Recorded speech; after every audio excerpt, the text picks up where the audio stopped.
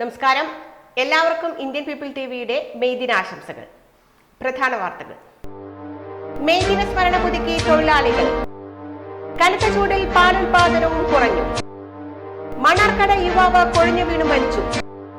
May ദിനാഘോഷവും M ചന്ദ്രൻ അനുസ്മരണവും നടത്തി. ഇന്ന് ലോക തൊഴിലാളി ദിനം. കേരളത്തിൽ സ്മരണ പുതുക്കി തൊഴിലാളി സംഘടനകൾ. ഇന്ന് മെയ് ദിനം, ലോക തൊഴിലാളി വർഗത്തിന്റെ അഭിമാന ദിനം. ലോക തൊഴിലാളി ദിനമായി മെയ് 1 ആചരിക്കപ്പെട്ടു തുടങ്ങിയത് 1980 മുതലാണ്. 1886 ഷിക്കാഗോയിലുണ്ടായ ഹേ മാർക്കറ്റ് കൂട്ടക്കൊലയുടെ ഓർമ്മ പുതുക്കലാണ് ലോക തൊഴിലാളി ദിനം.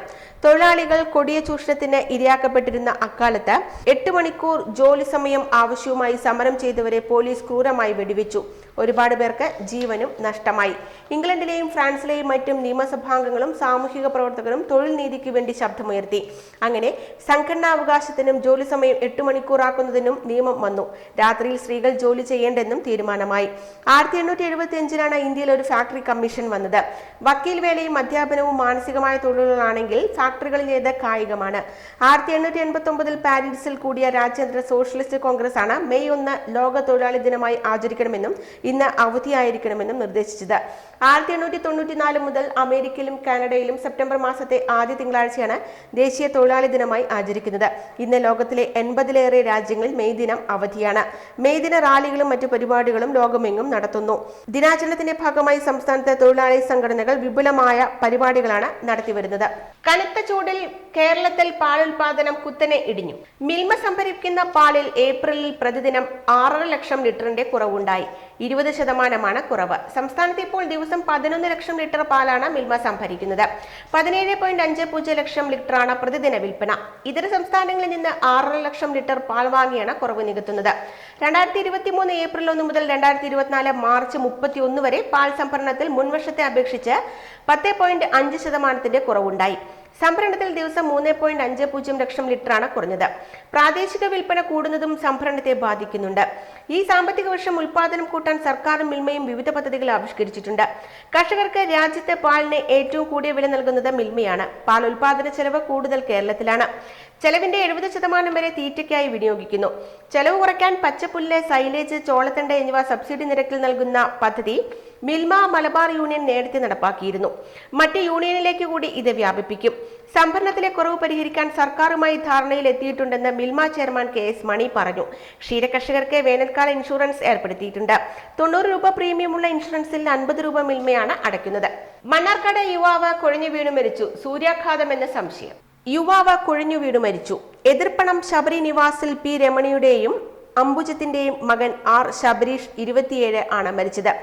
ഇന്ന് രാവിലെ കൂട്ടുകാർക്കൊപ്പം നിൽക്കുന്നതിനിടെ അവശത അനുഭവപ്പെട്ട ശബരീഷിനെ താലൂക്ക് ആശുപത്രിയിൽ പ്രവേശിപ്പിച്ചെങ്കിലും രക്ഷിക്കാനായില്ല. സൂര്യാഘാതമാണോ മരണകാരണമെന്ന് പോസ്റ്റ്മോർട്ടം കഴിഞ്ഞാലേ വ്യക്തമാകൂ എന്ന് ആശുപത്രി അധികൃതർ പറഞ്ഞു. മെയ് ദിനാഘോഷവും മുതിർന്ന CPIM നേതാവും CITU സംസ്ഥാന സെക്രട്ടറിയുമായിരുന്ന M ചന്ദ്രൻ അനുസ്മരണവും നടത്തി. ഓർമ്മപ്പെടുത്തേണ്ടതാണ് മെയ് ഡേ എന്നുള്ളത് കൊണ്ട് ചില കാര്യങ്ങൾ സൂചിപ്പിക്കാനാണ് ഉദ്ദേശിക്കുന്നത്. നമുക്കെല്ലാം അറിയാം, ലോകത്തിൻ്റെ ഗതിയെ മാറ്റിയ ഒരു പ്രത്യയശാസ്ത്രമാണ് മാർക്സിസം. 1848 കമ്മ്യൂണിസ്റ്റ് മാനിഫെസ്റ്റോയിന് രൂപം കൊടുത്ത സമയത്ത് മഹാനായ മാർക്സും ഏംഗൽസും സൂചിപ്പിച്ച ഒരു പ്രധാനപ്പെട്ട കാര്യം ലോകത്തെ മാറ്റിമറിക്കാൻ ഒരു പ്രത്യയശാസ്ത്രവും ആ പ്രത്യയശാസ്ത്രത്തെ ഫലപ്രദമായി ഉപയോഗിക്കാൻ ഒരു വർഗത്തെയും NGO യൂണിയൻ ഹാളിൽ നടന്ന M ചന്ദ്രൻ അനുസ്മരണം CPIM കേന്ദ്ര കമ്മിറ്റി അംഗം AK ബാലൻ ഉദ്ഘാടനം ചെയ്തു. ജില്ലാ സെക്രട്ടറി EN സുരേഷ് ബാബു അനുസ്മരണ പ്രഭാഷണം നടത്തി. അനുസ്മരണ യോഗത്തിന് ശേഷം മെയ് ദിനാചരണം നടന്നു. തൊഴിലാളി ദിനാചരണവും AK ബാലൻ ഉദ്ഘാടനം ചെയ്തു. CITU ജില്ലാ സെക്രട്ടറി M. ഹംസ സ്വാഗതം പറഞ്ഞു. CPIM സംസ്ഥാന സമിതി അംഗം NN കൃഷ്ണദാസ്, CITU ജില്ലാ ട്രഷറർ TK നൌഷാദ് തുടങ്ങിയവർ സംസാരിച്ചു. CITU ജില്ലാ കമ്മിറ്റിയുടെ ആഭിമുഖ്യത്തിലാണ് മെയ് ദിനാചരണം നടത്തിയത്. ആയിരക്കണക്കിന് തൊഴിലാളികൾ ചടങ്ങിൽ സംബന്ധിച്ചു. കേരളത്തിന്റെ വികസന രംഗത്ത് കുതിച്ചുചാട്ടമുണ്ടാക്കിയത് CPIM നേതൃത്വം നൽകിയ സർക്കാരുകളാണെന്ന് മെയ് ദിന സന്ദേശത്തിൽ AK ബാലൻ പറഞ്ഞു. മാർക്സിസമാണ് ലോകത്തിന്റെ ചാലകശക്തിയെന്നും അദ്ദേഹം വ്യക്തമാക്കി. തെരഞ്ഞെടുപ്പ് ഫലപ്രഖ്യാപനം വരുന്നതിന് മുമ്പേ വിജയാഹ്ലാദം പ്രകടിപ്പിച്ച് വിജയരാഘവന്റെ ഫ്ലക്സ് ബോർഡ് ഇറക്കി. എടത്തനാട്ടുകര പൊൻപാറയിലാണ് CPIM പ്രവർത്തകർ നിയുക്ത MP-ക്ക് അഭിവാദ്യം എന്നെഴുതിയ ഫ്ലക്സ് ഇറക്കിയത്.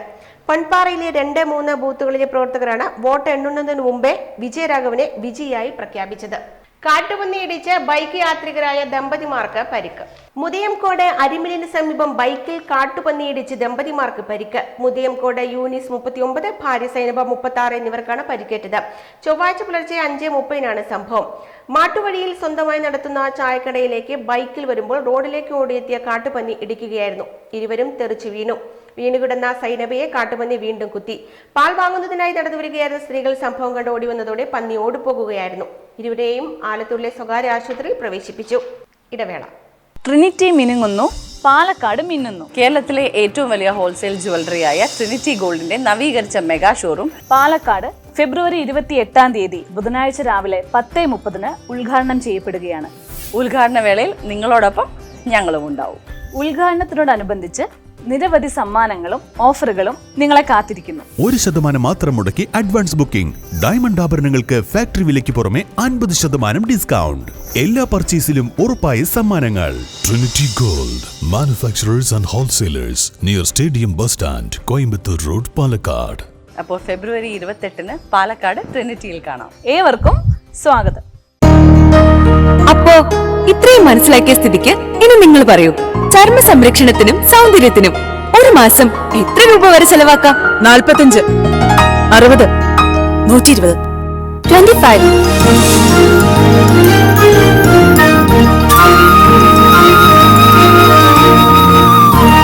വെറും 25. ക്യൂട്ടിക്ക് ഇപ്പോഴും 25ന്റെ ചെറുപ്പം. ഇത്തിരി ക്യൂട്ടി, ഒത്തിരി ബ്യൂട്ടി. എത്ര പണിതിട്ടും പണി തീരാതെ വടക്കഞ്ചേരി മേൽപ്പാലം. സുരക്ഷ സംബന്ധിച്ച് ആശങ്ക ശക്തം. മണ്ണുത്തി വടക്കഞ്ചേരി ആറുവരിപ്പാതയിലെ വടക്കഞ്ചേരി മേൽപ്പാലത്തിന്റെ 4 ഇടങ്ങളിൽ വീണ്ടും പൊളിച്ചു. നിരന്തരം അറ്റകുറ്റപ്പണികൾക്കായി മേൽപ്പാലം അടച്ചിടുമ്പോൾ സുരക്ഷ സംബന്ധിച്ച് ആശങ്ക ശക്തമാകുന്നു. ദേശീയപാത അതോറിറ്റിയുടെ സ്വതന്ത്ര ഏജൻസി പരിശോധന നടത്തി നിർമ്മാണം സംബന്ധിച്ച് വിയോജിപ്പ് അറിയിച്ചെങ്കിലും നിർമ്മാണ കമ്പനിക്കെതിരെ നടപടി സ്വീകരിക്കുവാൻ ബന്ധപ്പെട്ടവർ തയ്യാറാകുന്നില്ല. 420 മീറ്റർ നീളമുള്ള പാളത്തിൽ 60 തവണയാണ് നിർമ്മാണത്തിലെ പാളിച്ച മൂലം ടാറിംഗ് കുത്തിപ്പൊളിച്ച് പുതിയ ഇരുമ്പ് റോഡ് വെച്ച് കോൺക്രീറ്റ് ചെയ്തത്. എന്നിട്ടും ബലക്ഷയം ആവർത്തിക്കുകയാണ്. പലയിടത്തും പണി കഴിഞ്ഞ റോഡ് പൊട്ടിപ്പൊളിയുകയും പാലങ്ങളിൽ വിള്ളൽ വീഴുകയും ചെയ്തിട്ടുണ്ട്. ഡ്രൈനേജുകളുടെ പണിയും ഫലപ്രദമായിട്ടില്ല. നിർമ്മാണത്തിൽ അപാകതയുണ്ടെന്ന് ഹൈക്കോടതി നിയമിച്ച കമ്മീഷൻ കണ്ടെത്തിയിട്ടും ഇവ പരിഹരിക്കാനുള്ള നടപടി ഉണ്ടായിട്ടില്ല. ഹൈക്കോടതി നിയമിച്ച കമ്മീഷൻ സുരക്ഷാ വീഴ്ച ചൂണ്ടിക്കാണിച്ചപ്പോൾ ഉടൻ പരിഹരിക്കുമെന്ന മറുപടിയാണ് ദേശീയപാത അതോറിറ്റി നൽകിയത്. ഉത്തരവ് നടപ്പിലാക്കാൻ തൃശൂർ പോലീസ് കമ്മീഷണറെയും PG വടക്കഞ്ചേരി പോലീസ് സബ് ഇൻസ്പെക്ടർമാരെയും ചുമതലപ്പെടുത്തി. എന്നാൽ അതിലും നടപടി ഒന്നും ഉണ്ടായില്ല. റോയൽ ജംഗ്ഷനിൽ നിന്ന് ആരംഭിക്കുന്ന ആറുവരിപ്പാത മേൽപ്പാലവും മേൽപ്പാതയും കടന്ന് 2 കിലോമീറ്റർ അകലെ തേനിടുക്കിലാണ് അവസാനിക്കുന്നത്. പാത പൂർത്തിയായി ഗതാഗതം ആരംഭിച്ചതോടെ തങ്കം ജംഗ്ഷനിലും റോയൽ ജംഗ്ഷനിലുമുള്ള ഗതാഗത തടസ്സങ്ങൾ നീങ്ങിയിരുന്നു. എന്നാൽ പാലം വീണ്ടും അടച്ചതോടെ സർവീസ് റോഡിൽ തിരക്ക് വർദ്ധിച്ചു. തെരഞ്ഞെടുപ്പ് പെരുമാറ്റച്ചട്ടം നീങ്ങുന്നതോടെ അടുത്ത വൈദ്യുതി നിരക്ക് വർധനയ്ക്കുള്ള നടപടികൾ തുടങ്ങും. നവംബറിൽ വരുത്തിയ വർധനയുടെ കാലാവധി ജൂൺ 30 തീരും. 2023 ഏപ്രിൽ 1 മുതൽ 2027 മാർച്ച് 31 വരെയുള്ള നിരക്ക് തീരുമാനിക്കാനാണ് KSEB റെഗുലേറ്ററി കമ്മീഷന് അപേക്ഷ നൽകിയിരുന്നത്. ഇതിൽ കമ്മീഷൻ അന്തിമ ഉത്തരവിട്ടിട്ടില്ല.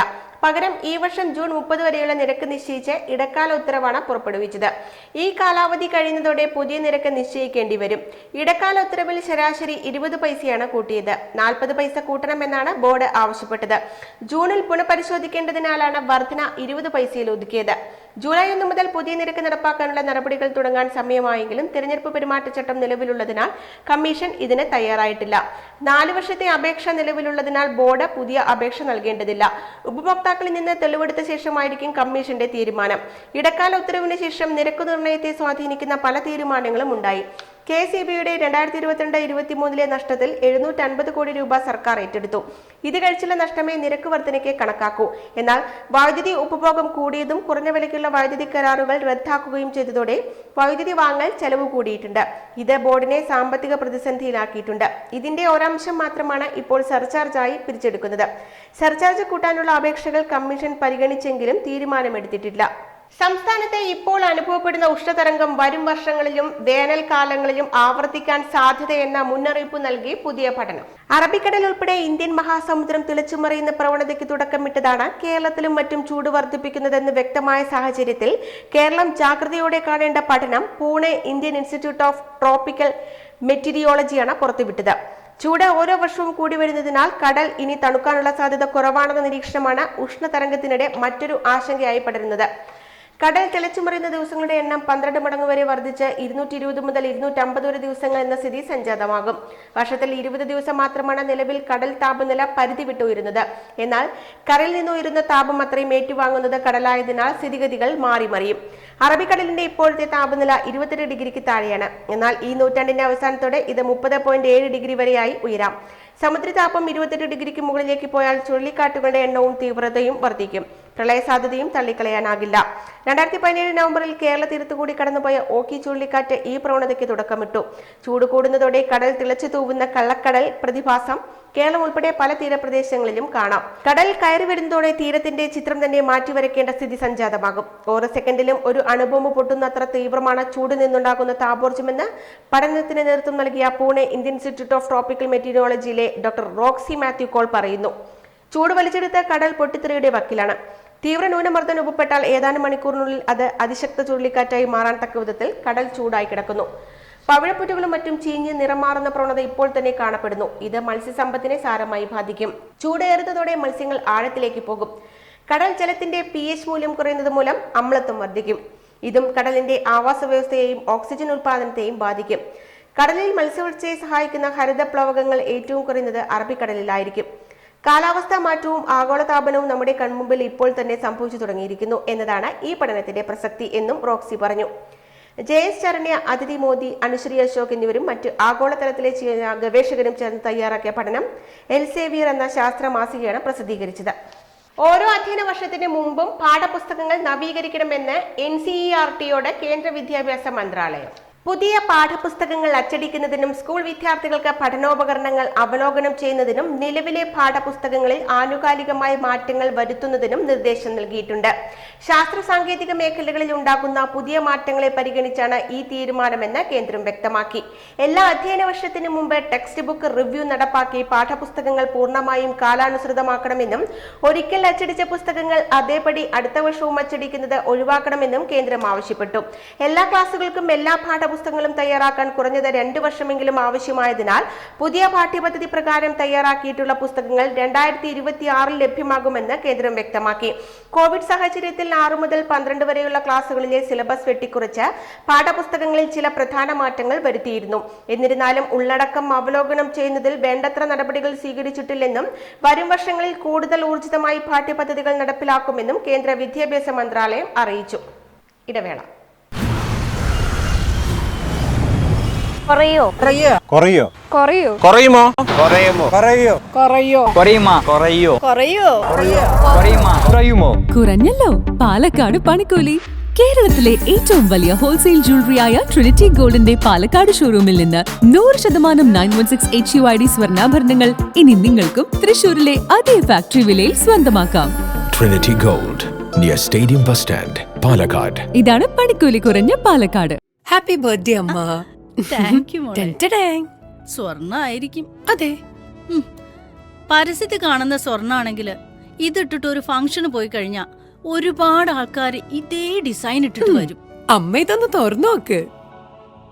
നമ്മുടെ മനസ്സിനിണങ്ങിയ ആഭരണ സങ്കല്പങ്ങൾ അതേപടി ആധുനിക സാങ്കേതികതയോടു കൂടി വിശ്വാസപൂർണമായി ഗുണമേന്മയോടും കൂടി നിർമ്മിച്ചു തരാൻ ആളുകളുണ്ട്. പൂക്കൾ ഇഷ്ടമുള്ള അമ്മയ്ക്ക് ഇഷ്ടപ്പെടുന്ന ഡിസൈൻ. സ്വീറ്റ് അമ്മ. വ്യത്യസ്തമാണ് മറ്റുള്ളവരിൽ നിന്നും. Premdeep jewels, gold and diamonds. പൊതുവിദ്യാഭ്യാസ രംഗത്ത് 3.5 പതിറ്റാണ്ടോളം നീണ്ട സമർപ്പിത സേവനത്തിന് ശേഷം KSU സംസ്ഥാന ട്രഷറർ ഹമീദ് കൊമ്പത്ത് ഔദ്യോഗിക ജീവിതത്തിൽ നിന്നും വിരമിച്ചു. കർമ്മനിരതമായ പൊതുജീവിതത്തിൽ വിവിധ മേഖലകളിൽ തന്റേതായ വ്യക്തിമുദ്ര പതിപ്പിച്ചാണ് കോട്ടോപ്പാടം കല്ലടി അബ്ദു ഹാജി ഹയർ സെക്കൻഡറി സ്കൂളിൽ നിന്നും പടിയിറങ്ങുന്നത്. KSU പ്രസ്ഥാനത്തിന്റെ ആദ്യകാല നേതാക്കളിൽ ഒരാളായ ഹമീദ് കൊമ്പത്ത് അധ്യാപന രംഗത്തെ 34 വർഷത്തെയും സംഘടനയുടെ സംസ്ഥാന നേതൃത്വത്തിൽ നീണ്ട 27 വർഷത്തെയും സേവനത്തിന് ശേഷമാണ് വിരമിക്കുന്നത്. മണ്ണാർക്കാട് ഉപജില്ലയിലെ പ്രമുഖ വിദ്യാലയങ്ങളിലൊന്നായ കോട്ടോപ്പാടം കല്ലടി അബ്ദു ഹാജി ഹയർ സെക്കൻഡറി സ്കൂളിൽ 1989 ഓഗസ്റ്റ് 5-ന് ജൂനിയർ ഹിന്ദി അധ്യാപകനായി ജോലിയിൽ പ്രവേശിച്ചു. 2002 മുതൽ സംസ്ഥാന സെക്രട്ടറി, വൈസ് പ്രസിഡന്റ്, ട്രഷറർ തുടങ്ങിയ പദവികൾ വഹിച്ചു.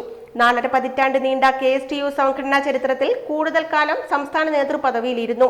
പൊതുവിദ്യാഭ്യാസ സംരക്ഷണത്തിനായുള്ള അവകാശ പോരാട്ടങ്ങളിലും പ്രക്ഷോഭ സമരങ്ങളിലും സജീവ പങ്കാളിത്തം വഹിച്ചു. State employees and teachers confederation ജില്ലാ ചെയർമാൻ, സംസ്ഥാന എക്സിക്യൂട്ടീവ് അംഗം, United teachers and employees federation ജില്ലാ കൺവീനർ, സംയുക്ത അധ്യാപക സമിതി ജില്ലാ കൺവീനർ, സംഘടനാ മുഖപത്രമായ ഗുരുചൈതന്യം അസോസിയേറ്റ് എഡിറ്റർ തുടങ്ങിയ പദവികളും വഹിച്ചു. അക്കാദമിക രംഗത്തെ പ്രവർത്തനങ്ങൾക്ക് പാലക്കാട് ജില്ലാ പഞ്ചായത്തിന്റെയും doctor S Radhakrishnan research and development സെന്ററിന്റെയും അനുമോദനത്തിന് പാത്രമായി. മുസ്ലിം സർവീസ് സൊസൈറ്റി ജില്ലാ general secretary, N Shamsuddin MLA flame സമഗ്ര വിദ്യാഭ്യാസ കർമ്മ പദ്ധതിയുടെ കോർ ഗ്രൂപ്പ് ചെയർമാൻ, അഭ്യസ്തവിദ്യരായ യുവതി യുവാക്കൾക്ക് തൊഴിൽ നേടുന്നതിന് സൗജന്യ PSC പരിശീലനവും വിദ്യാർത്ഥികൾക്ക് വിവിധ സ്കോളർഷിപ്പ് പരീക്ഷകൾക്കുള്ള പരിശീലനവും വിദ്യാഭ്യാസ സാമൂഹിക മുന്നേറ്റത്തിനായുള്ള വിവിധ കർമ്മ പദ്ധതികളും നടപ്പാക്കുന്ന Kottopadam guidance and assistant team for empowering സൊസൈറ്റിയുടെ പ്രസിഡന്റ്, നാട്ടുകൾ കാരുണ്യ അഗതി മന്ദിരം ഭാരവാഹിത്വം, മലപ്പുറം ആസ്ഥാനമായുള്ള ശിഹാബ് തങ്ങൾ പഠന കേന്ദ്രം എക്സിക്യൂട്ടീവ് അംഗം, ഗ്രാമപഞ്ചായത്ത് ആസൂത്രണ സമിതി, national NGO confederation taluk committee, Kombam charitable society കൂടാതെ ഒട്ടേറെ കലാ സാംസ്കാരിക കൂട്ടായ്മകളിലും ജീവകാരുണ്യ പ്രവർത്തനങ്ങളിലും സജീവമായി പ്രവർത്തിച്ചു വരുന്നു. പൊതുവിദ്യാഭ്യാസ വകുപ്പിന് കീഴിൽ ആയിരക്കണക്കിന് പ്രതിഭകൾ മാറ്റുരയ്ക്കുന്ന ഉപജില്ല, റവന്യൂ ജില്ലാ, സംസ്ഥാനതല സ്കൂൾ കലോത്സവം, ശാസ്ത്രോത്സവം, കായികമേള, സ്പെഷ്യൽ സ്കൂൾ കലോത്സവം, TTI കലോത്സവം, ഗെയിംസ് മത്സരങ്ങൾ, അധ്യാപക ദിനാഘോഷം തുടങ്ങിയവയുടെ സംഘാടനത്തിലും നടത്തിപ്പിലും ശ്രദ്ധേയമായ പങ്കുവഹിച്ചു. 25 വർഷം മുമ്പ് ശ്രീശൂരത്ത് നടന്ന ജില്ലാ കലോത്സവത്തിൽ ട്രോഫി കൺവീനറായി തുടക്കം കുറിച്ച ഒട്ടേറെ ജില്ലാ സംസ്ഥാന മേളകളിൽ പ്രോഗ്രാം, ഭക്ഷണം, ശബ്ദവും വെളിച്ചവും, സ്റ്റേജ് ആൻഡ് പന്തൽ, സ്വീകരണം, പബ്ലിസിറ്റി ആൻഡ് മീഡിയ ഉൾപ്പെടെയുള്ള പ്രധാന കമ്മിറ്റികളുടെ ചുമതല നിർവഹിച്ചു. അലനല്ലൂർ തൂവശ്ശേരി വീട്ടിൽ സാജറയാണ് ഭാര്യ. Khadeeja Tansi electrical and computer engineering 3ാം സെമസ്റ്റർ വിദ്യാർത്ഥി അലി, ആഷിർ എന്നിവർ മക്കളാണ്. സൗദി അറേബ്യയിലെ ജിദ്ദയിൽ ബാങ്കിംഗ് മേഖലയിൽ സിസ്റ്റം എഞ്ചിനീയറായ TK ഹാഷിം മരുമകനാണ്. ഉഷ്ണതരംഗത്തിൽ വീടിനുള്ളിൽ കിടന്നുറങ്ങിയ വയോധികന് പൊള്ളലേറ്റു. ഉഷ്ണതരംഗത്തിൽ വീടിനകത്ത് കിടന്നുറങ്ങിയ വയോധികന് പൊള്ളലേറ്റു. പാലക്കാട് ചാലിശ്ശേരി സ്വദേശി ക്യാപ്റ്റൻ സുബ്രഹ്മണ്യനാണ് പൊള്ളലേറ്റത്. ഇന്നലെ ഉച്ചയ്ക്ക് ശേഷം ഉറങ്ങി എഴുന്നേറ്റപ്പോഴാണ് കയ്യിൽ നീറ്റൽ അനുഭവപ്പെട്ടത്. തുടർന്നുള്ള പരിശോധനയിൽ വലതു കൈയിൽ പൊള്ളിയ പാട് കണ്ടെത്തി. വീടിന് ചുറ്റും മരങ്ങൾ ഉള്ളതിനാൽ ജനലുകൾ തുറന്നിട്ട നിലയിലായിരുന്നു. തെറ്റിദ്ധാരണാജനകവും നിരോധിക്കപ്പെട്ടതുമായ പരസ്യം നൽകിയതിന് പതഞ്ജലി ആയുർവേദ ലിമിറ്റഡിന്റെ 14 ഉൽപ്പന്നങ്ങളുടെ നിർമ്മാണ licence Uttarakhand state licensing authority താൽക്കാലികമായി റദ്ദാക്കി. മലയാളി പൊതുജനാരോഗ്യ പ്രവർത്തകൻ ഡോക്ടർ KV ബാബു സമർപ്പിച്ച പരാതിയിൽ ഡ്രഗ്സ് ആൻഡ് കോസ്മെറ്റിക്സ് റൂൾസ് 159 പ്രകാരമാണ് നടപടി. സഹോദര സ്ഥാപനമായ ദിവ്യ ഫാർമസിയുടെയും ലൈസൻസ് റദ്ദാക്കി. ഉൽപ്പന്നങ്ങൾക്ക് നിയമവിരുദ്ധമായി പരസ്യം നൽകിയതിൽ നടപടിയെടുക്കാത്തതിൽ ഏപ്രിൽ 10-ന് സുപ്രീം കോടതി അതോറിറ്റിയെ രൂക്ഷമായി വിമർശിച്ചിരുന്നു.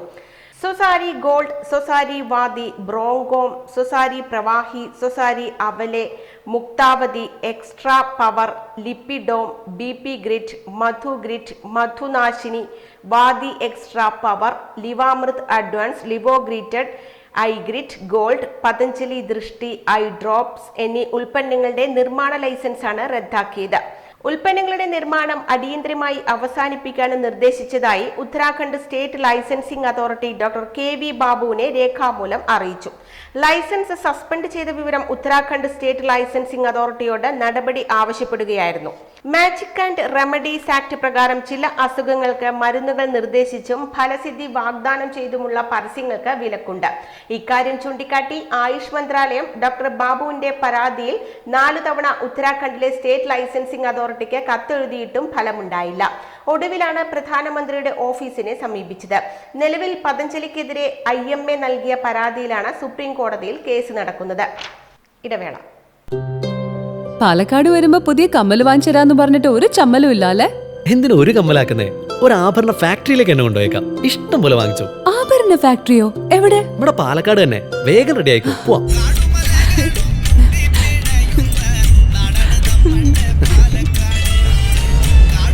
ഒരുപാട് ട്രഡീഷൻസ് ഉള്ള നാടാ പാലക്കാട്. ട്രഡീഷണൽ കളക്ഷൻസ് എനിക്ക് ഭയങ്കര ഇഷ്ടാ. എന്താ തിളക്കല്ലേ? പാലക്കാടിന്റെ കാര്യം പറഞ്ഞ പാലക്കാമലയുടെ കാര്യമല്ല. പാലക്കാമല മതി. എന്താ സ്റ്റൈല്?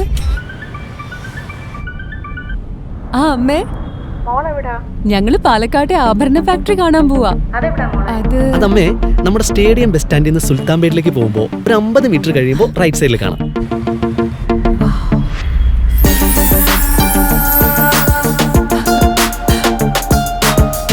എന്താ സ്റ്റൈല്? കൊള്ളാലേ? Antique Chettinad temple light weight. ഏതാ വേണ്ടത്? എല്ലാം.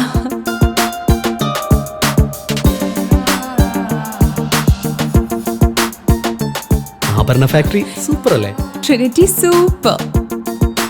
കേരളത്തിലെ ഏറ്റവും വലിയ ഹോൾസെയിൽ ജ്വല്ലറിയായ ട്രിനിറ്റി ഗോൾഡിന്റെ പാലക്കാട് ഷോറൂമിൽ നിന്ന് 100% 916 HUID സ്വർണ്ണാഭരണങ്ങൾ ഇനി നിങ്ങൾക്കും തൃശൂരിലെ അതേ ഫാക്ടറി വിലയിൽ സ്വന്തമാക്കാം. Trinity Gold, near Stadium Bus Stand, Palakkad. ചെർപ്പുളശ്ശേരിയിൽ ഒരു വീട്ടിലെ 2 സഹോദരിമാർക്ക് LSS USS വിജയം. കരിമ്പനക്കൽ വീട്ടിൽ ഇരട്ട നേട്ടവുമായി 2 സഹോദരിമാർ. LSSഉം USSഉം നേടിയാണ് ഇവർ ഇരട്ടത്തിളക്കം കൈവരിച്ചത്. മാരായമംഗലം കൂളപ്പട ഒറ്റവിക്കാഴിയിൽ കരിമ്പിനക്കൽ തറവാട്ടിൽ ഉമ്മറിന്റെയും സലീനയുടെയും മക്കളാണ് ഈ സഹോദരിമാർ. ALP തെക്കുമുറി വീട്ടിക്കാട് സ്കൂളിൽ 4ാം ക്ലാസ് വിദ്യാർത്ഥിയായ ഫാത്തിമ ഫൈഹ LSSഉം DUHSS തൂത സ്കൂളിൽ 7ാം ക്ലാസ് വിദ്യാർത്ഥിയായ ഫാത്തിമ ഫഹമിന USSഉം നേടി. ഉമ്മറിന്റെ 4 മക്കളിൽ ചെറിയവരാണ് ഇവർ 2 പേരും. സഹോദരൻ ഫഹദ്, സഹോദരി ഫർഹിൻ USS നേടിയിരുന്നു. കഴിഞ്ഞ വർഷം SSLC എക്സാമിൽ മുഴുവൻ വിഷയങ്ങളിലും A+ നേടിയിരുന്നു. 2 പെൺമക്കൾ കൈവരിച്ച നേട്ടത്തിൽ വളരെയധികം സന്തോഷത്തിലാണ് കരിമ്പനക്കൽ തറവാട്. മദ്രസ പഠനത്തിലും സ്കൂൾ പഠനത്തിലും മിടുക്കരാണ് ഈ സഹോദരിമാർ. കുടുംബവും നാടും നാട്ടുകാരും ഈ നേട്ടത്തിൽ അഭിമാനം കൊള്ളുന്നു. ICUവിൽ ജോലി ചെയ്യുന്ന ആരോഗ്യ പ്രവർത്തകർക്ക് മൊബൈലും ആഭരണങ്ങളും വിലക്കി ആരോഗ്യവകുപ്പ്. മൊബൈൽ ഫോൺ ഉപയോഗം കർശനമായി നിയന്ത്രിക്കണം. ആഭരണങ്ങൾ ധരിക്കുന്നതിലും നിയന്ത്രണമുണ്ട്. ഇക്കാര്യം വ്യക്തമാക്കി സർക്കാർ ആശുപത്രി മേലധികാരികൾക്ക് director general of health services കത്തെഴുതി. വളകളിലും വാച്ചിലുമൊക്കെ സൂക്ഷ്മജീവികളുടെ എണ്ണം കൂടുന്നതായി കണ്ടെത്തിയിരുന്നു. മൊബൈൽ ഫോൺ ഉപയോഗമാകട്ടെ അണുബാധ സാധ്യത വളരെയധികം കൂട്ടുന്നതുമായാണ് നിരീക്ഷണം. ശസ്ത്രക്രിയാനന്തര പരിചരണം നടത്തുന്ന മുറികളിലും നിയന്ത്രണം വേണമെന്ന് വ്യക്തമാക്കിയിട്ടുണ്ട്. ഇനി ആരോഗ്യം. ചൂടുകാലത്ത് ദിവസവും നന്നായി വെള്ളം കുടിക്കണമെന്ന് ആരോഗ്യ വിദഗ്ധർ ചൂണ്ടിക്കാട്ടുന്നു. എന്നാൽ കുട്ടികളായാലും മുതിർന്നവരായാലും വേനൽക്കാലത്ത് ചൂട് ശമിപ്പിക്കാൻ തണുത്ത വെള്ളമാണ് കൂടുതലും കുടിക്കുക. ചൂടുകാലത്ത് ആവർത്തിക്കുന്ന ഈ ദുശീലം ആരോഗ്യത്തിന് അത്ര നല്ലതല്ലെന്നാണ് ആരോഗ്യ വിദഗ്ധർ പറയുന്നത്. ചൂടുകാലത്ത് വീട്ടിലെ ഫ്രിഡ്ജിൽ വെള്ളം കരുതാത്തവർ ഉണ്ടാകില്ല. പുറത്തുനിന്നും കയറി വന്നതിന് പിന്നാലെ നേരെ പോവുക ഫ്രിഡ്ജിന്റെ അടുത്തേക്കാകും. കൂടാതെ ഭക്ഷണം കഴിക്കുന്നതിനിടയിലും കുടിക്കാൻ ഫ്രിഡ്ജിലെ തണുത്ത വെള്ളം തന്നെ വേണം. പുറത്ത് ചൂട് കൂടുന്നതിനനുസരിച്ച് ശരീരത്തിന്റെ താപനിലയും ഉയരുന്നു. തണുത്ത വെള്ളം കുടിക്കുമ്പോൾ തൽക്കാലം ഒരു ആശ്വാസം കിട്ടുമെങ്കിലും ദീർഘകാലാടിസ്ഥാനത്തിൽ ഈ ശീലം ആരോഗ്യത്തെ മോശമായി ബാധിച്ചേക്കാമെന്നാണ് പഠനങ്ങൾ പറയുന്നത്. കടുത്ത ചൂട് കാരണം നമ്മുടെ ദഹനം ഇതിനകം തന്നെ മന്ദഗതിയിലാണ്. വേനൽക്കാലത്ത് ദഹന പ്രവർത്തനത്തിന്റെ തീവ്രത വർദ്ധിക്കും. തണുത്ത വെള്ളവും ചില തണുത്ത പാനീയങ്ങളും രക്തക്കുഴലുകളെ സങ്കോചിപ്പിക്കുകയും ദഹന സമയത്ത് പോഷകങ്ങൾ ആഗിരണം ചെയ്യുന്ന സ്വാഭാവിക പ്രക്രിയയെ തടസ്സപ്പെടുത്തുകയും ചെയ്യുന്നു. മാത്രമല്ല വേനൽക്കാലത്ത് തണുത്ത വെള്ളം തൊണ്ടവേദന, മൂക്കിലെ തടസ്സം തുടങ്ങിയ പ്രശ്നങ്ങളും വർദ്ധിപ്പിക്കും.